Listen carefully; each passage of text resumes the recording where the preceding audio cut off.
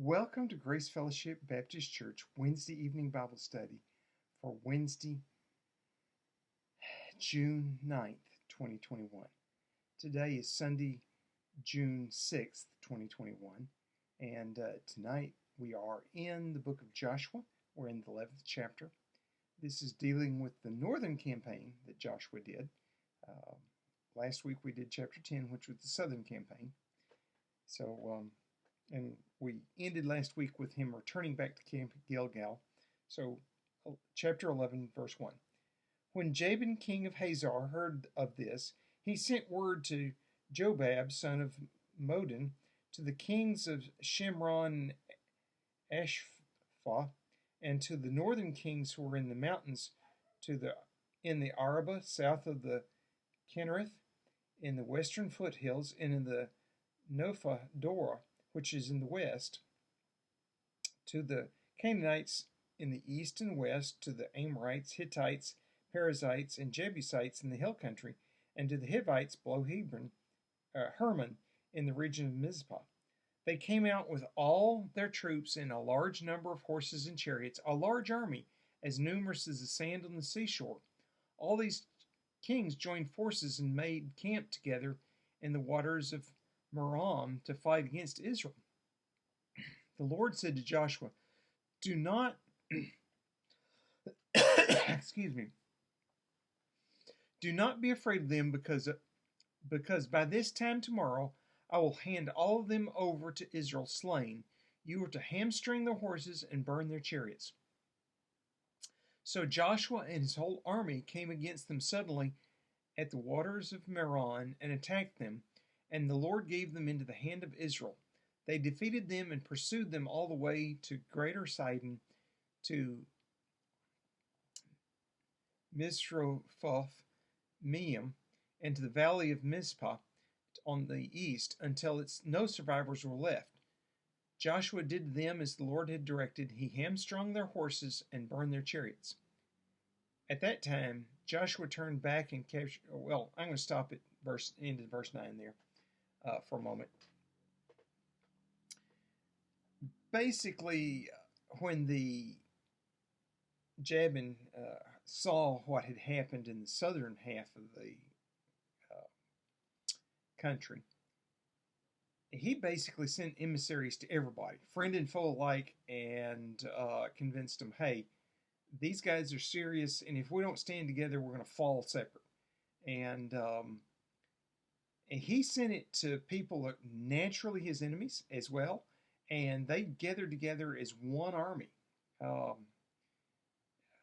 It must have been a fearsome looking army, because you don't get the names of everybody in this army, but he sent it to about, and he sent it to probably geographically 4 to 5 times the largest area as Joshua had attacked in the southern campaign, and it was the more populous part of the country, so easily could field a whole lot more men per army up there than in the southern part, and they came together as one. They knew they were about to be captured if they didn't stand united and be defeated. And their only hope was to fight as one army. And they weren't used to that. If they had actually done that against Egypt or the Hittites, they probably could have been their own kingdom in the middle time. But God was doing this to make it convenient to defeat them all, and to make it obvious to the Israelites that God was fighting for them, because they were now fighting an army that was more than their match. And notice what God told them. Do not be afraid of them, because by this time tomorrow I'll hand all of them over to Israel slain. You are to hamstring their horses and burn their chariots. And by that time tomorrow, Joshua had killed every last member of the combined armies, and he did what God said. He hamstrung their horses and burned their chariots. Now, why did God give the command? I mean, chariots were valuable military equipment.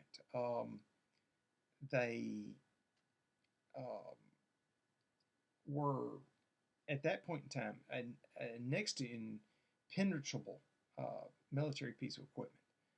It was very hard to stop a chariot with a complete set of horses. Um, most chariots at that point in time were basically a mobile fort, um, horse driver in the front. Most Canaanite chariots at this point in time, two horses in front.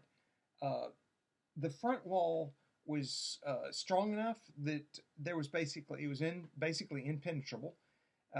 Most of them were about shoulder height, and um, the fighting men that were in them, generally one to two, three, could fire arrows, throw javelins, throw spears, use a spear as a over the side.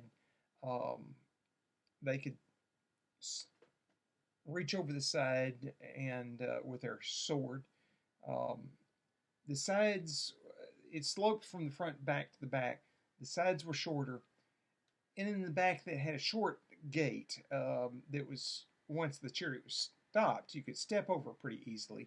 Um, but when it was going, you obviously couldn't run up behind a horse-drawn machine and jump on very well. But even then, if somebody tried, the people inside could easily face the back and attack from a stable platform. Um, you basically couldn't get to them. Uh, they didn't have to wear heavy armor. They could be lightly armored within it. Um, and the chariot protected them fairly well. It was also in itself a weapon. The horses were pretty large, and they could flat run people down and then run them over chariots. Very often, chariots had spikes out of the wheels, so that if you tried to run up beside it, the wheels would be a weapon. You could run over people with wheels. You could run over the chariot itself, and the chariots that the Canaanites used very often had less than a body width between the chariot and the ground, and they had an undercarriage that protected the axle so it didn't catch on things, and you could crush things to death by running over. It was a pretty fearsome weapon. Uh, one thing is, God did not want them depending upon their military hardware, but Him for battle. Um, Obviously, they had no experience with attacking a chariot, yet they won that day. God fought for them. The chariot was a useless piece for them that day, for the Canaanites that day. God didn't want Israel depending upon military hardware. There's another reason why God said burn the chariots. The chariots very often had religious emblems on them for the gods of the people who were fighting from the chariot. They were taking their god into battle, so to speak. If you worship an idol, putting him on your chariot makes as much sense as anything. You're taking your god into battle. Now, reality is that's not a god. It's a piece of wood, metal, whatever. But God did not want them worshiping gods on the chariot. It's that simple. You would burn the gods. A lot of them were bronze-faced, would have a layer of bronze over the wood. The wood was the real strength, but the bronze protected the wood from projectiles and burning, things like that. Obviously, if you're going to burn it, you're going to end up with this scrap brass that you can use then. They're going to melt it down and use it. They're not going to try to remake the chariot. They didn't have the knowledge of how to build a chariot. They didn't know how to fight in one. So why hamstring the horses? They couldn't run fast then. They were useless for war. About the only thing a hamstrung horse is useful for is plowing a field. So he was turning, the Lord was having them turn to peaceful pursuits. The horses could be captured and they could be used. They weren't, useless now, but they would never run again. They wouldn't be, and the horse that's been hamstrung like that is not going to be violent because he knows he's not as strong as he used to be. He can plow. So God's turning war horses into peaceful horses. And he's basically, in effect, telling the people, you're not going to use this military hardware. You're not going to need the horses. You're not going to fight wars. I've won. I've won the campaign. You don't need the military hardware. You don't need the military horses. You need plow horses. And I'm giving them to you. That's the message. They are to now take possession of land, farm it. They haven't removed the people from it yet, but when you've removed the army, removing the people is easy. The army is to protect the people, and the army's gone. So now let's turn to verse 10.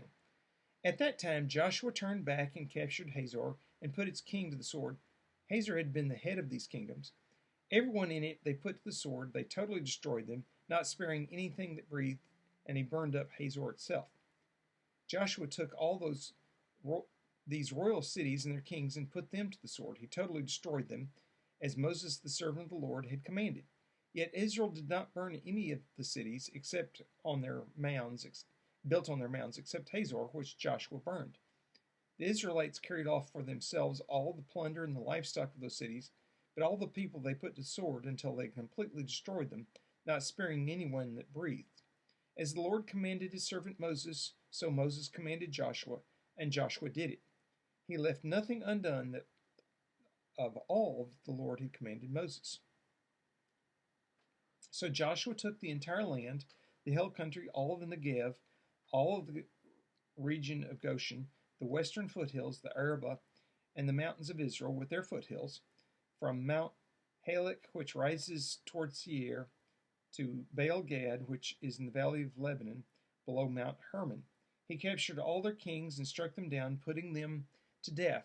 Joshua waged war against all those kings for a long time, except for the Hivites living in Gibeon.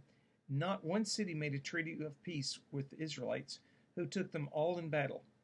For it was the Lord himself who hardened their hearts to wage war against Israel, so that he might destroy them totally, exterminating them without mercy, as the Lord had commanded Moses. At that time, Joshua went and destroyed the Anakites from the hill country, from Hebron, Debar, and Anib, from all the hill country of Judah, and from all the hill country of Israel. Joshua totally destroyed them and their towns. No Anakites were left in Israelite territory.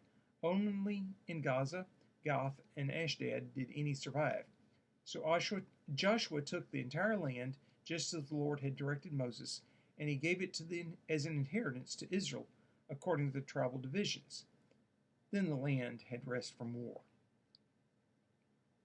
So Joshua, after he's defeated the armies, he goes out and captures every city and destroys every person in it.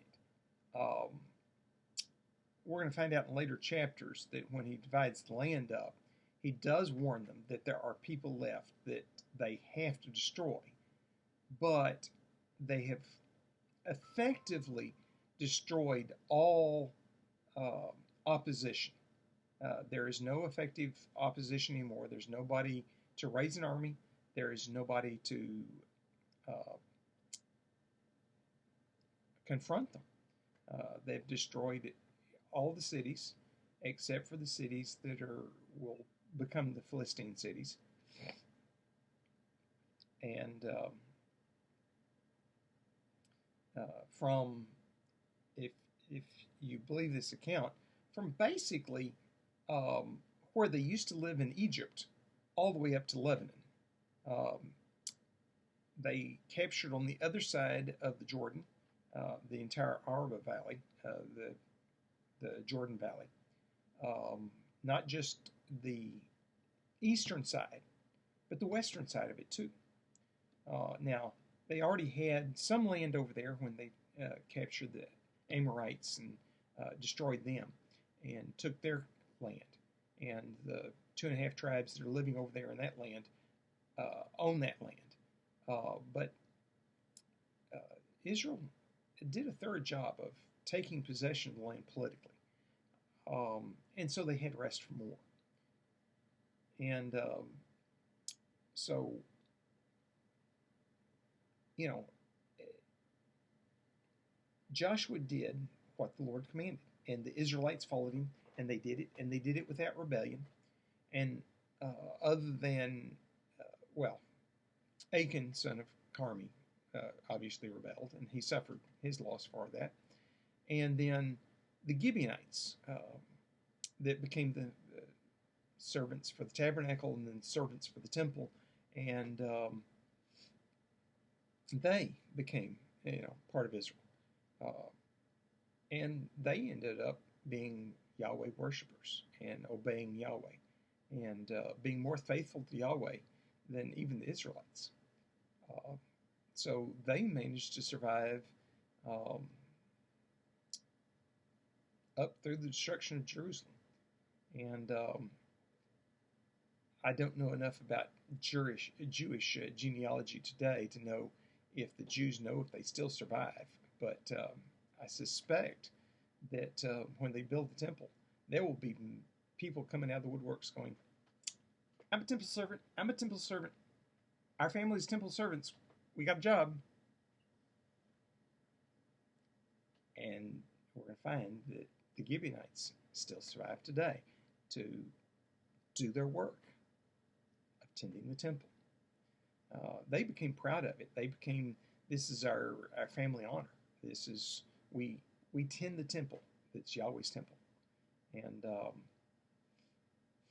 so, they survived Babylonian captivity. They came back for the second temple.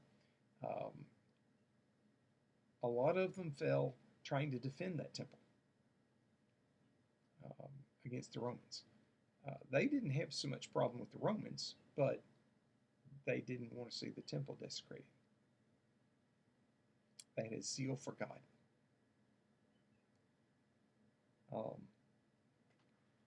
So anyway, the land has rest. They've captured it politically, and they no longer have to do war. We're going to start in chapter 12, which is the list of everybody they defeated that they recorded. Chapter 12, verse 1.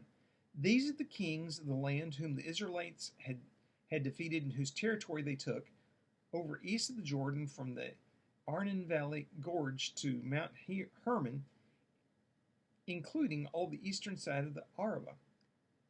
Sihon, king of the Amorites, who reigned in Heshbon, he ruled from Aroer in the rim of the Arnon Gorge, from the middle of the gorge to the Jabbok River, which is the border of the Ammonites. This included half of Gilead. He also ruled over the eastern Araba, from the Sea of Kinnereth to the Sea of the Araba, the Salt Sea, to Beth Jeshimoth, and then southward below the slopes of Pisgah. And the territory of Og, king of Bashan, one of the last of the Rephaites, who reigned in Ashtaroth and Edrei. He ruled over Mount Hermon, Salcah, all of Bashan, to the border of the people of Geshur and Maacah, and half of the Gilead to the border of Sihon, king of Heshbon. Moses, the servant of the Lord, and the Israelites conquered them, and Moses, the servant of the Lord, gave their land to the Reubenites, to the Gadites, and half-tribe of Manasseh, to be their possession. These are the kings of the land that Joshua and the Israelites conquered on the west side of the Jordan, from Baal Gad to the valley of Lebanon, to Mount Halak, which rises towards the air.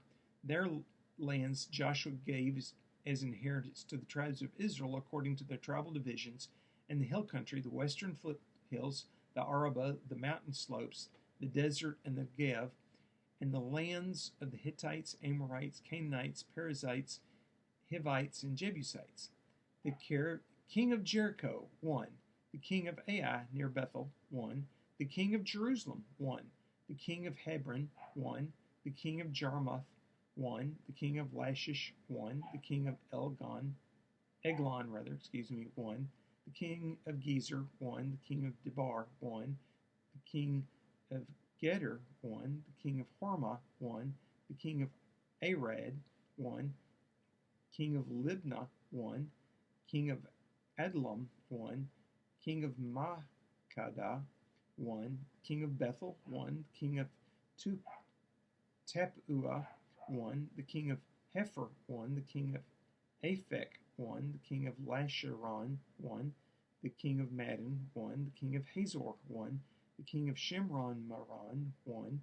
The king of Asheth,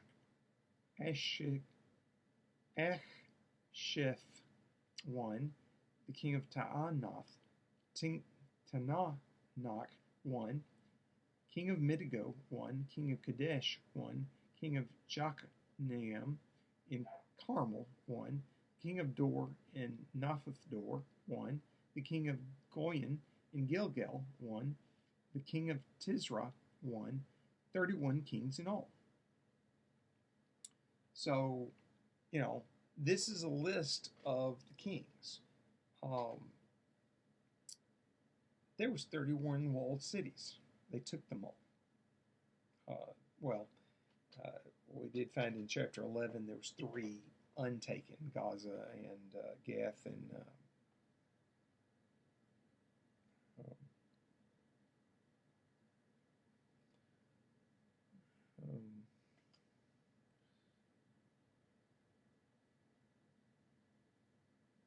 Ashdod, yes. And it was the 3 of the 5 cities that would become the Philistines.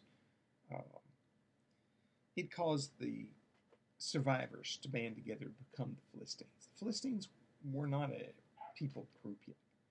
They were a mixed people group that survived the Israelite invasion. And probably most of them were refugees from these 31 cities. Some of them may have been people that lived down in that area. But they captured quite a bit. They killed everybody in all the cities. And they settled in them. And they settled in the land around them. Now, people, if they didn't live in the city, probably were not involved in the military campaign, and they were probably still out on their land. Some of them may have fled as refugees, but there were still people around. And we'll get to that when we get to where Joshua mentions it. They've run all over the countryside. They know its geography now, because they've run military campaign over the whole thing. It's taken a while. You don't walk over the whole campaign, all that countryside quickly. And so they know the land. They've taken a survey of it. That's part of very evident for the next couple of chapters. They took a survey as they went over it. And Joshua then has this task of dividing the land up.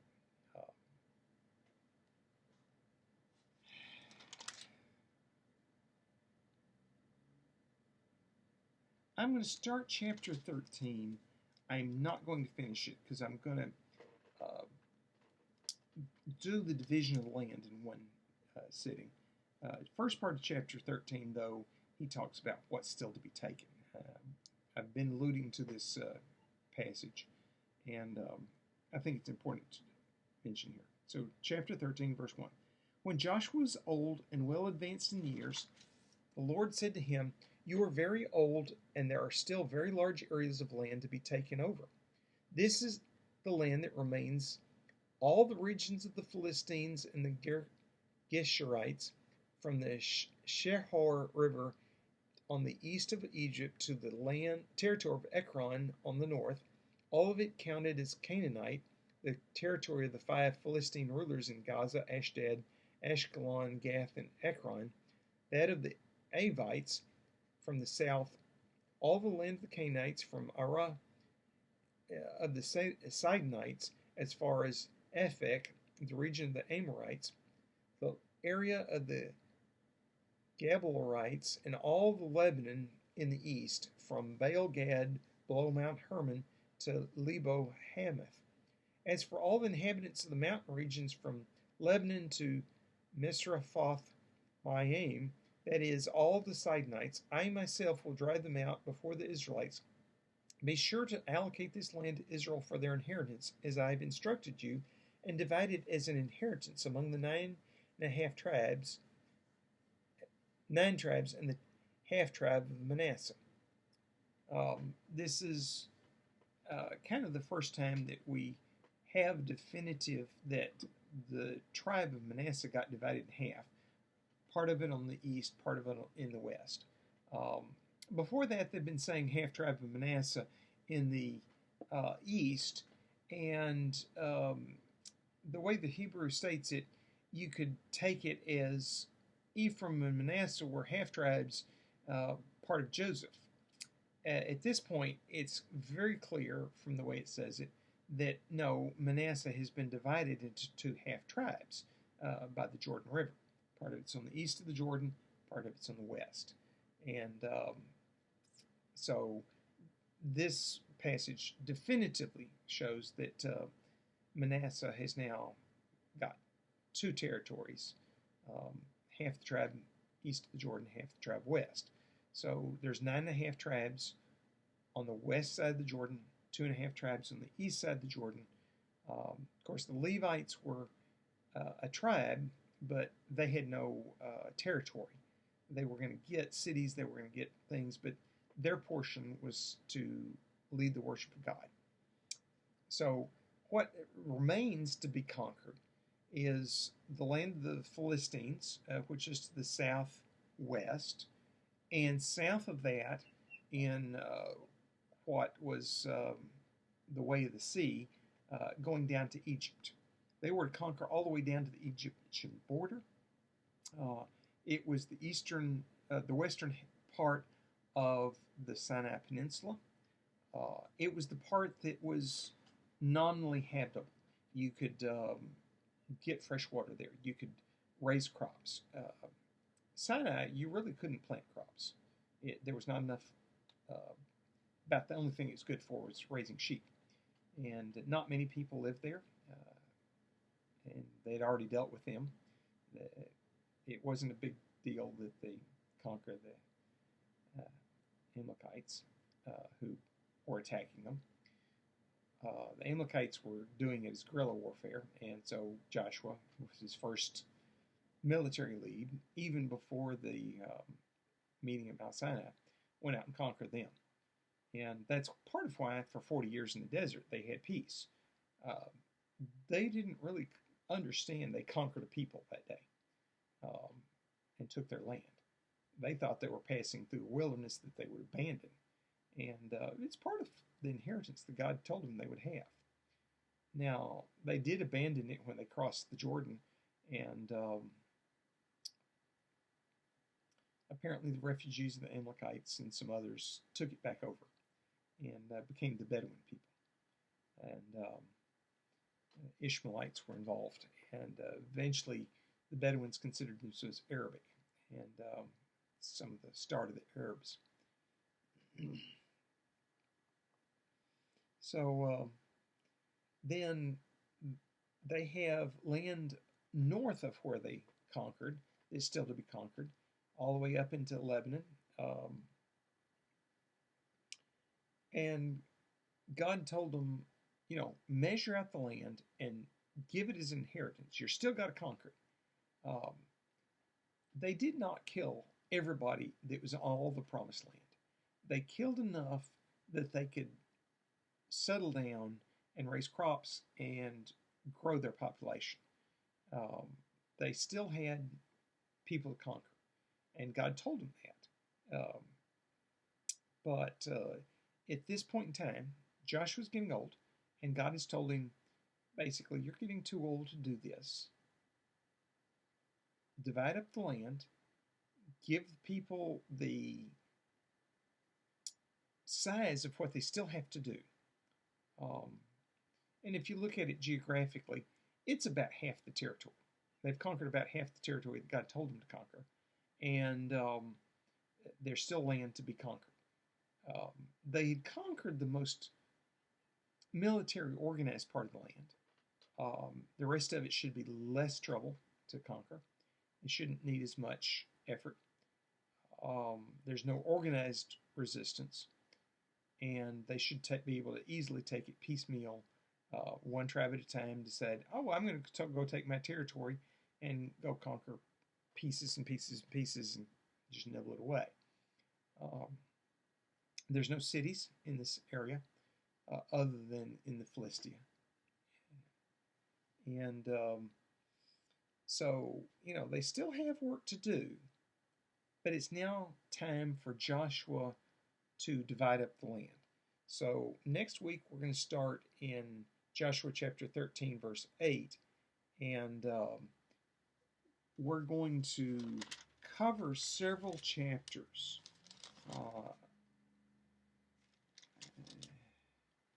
It's going to be a lot of reading, a lot of place names. I think I'm going to make it all the way through chapter 19 next week.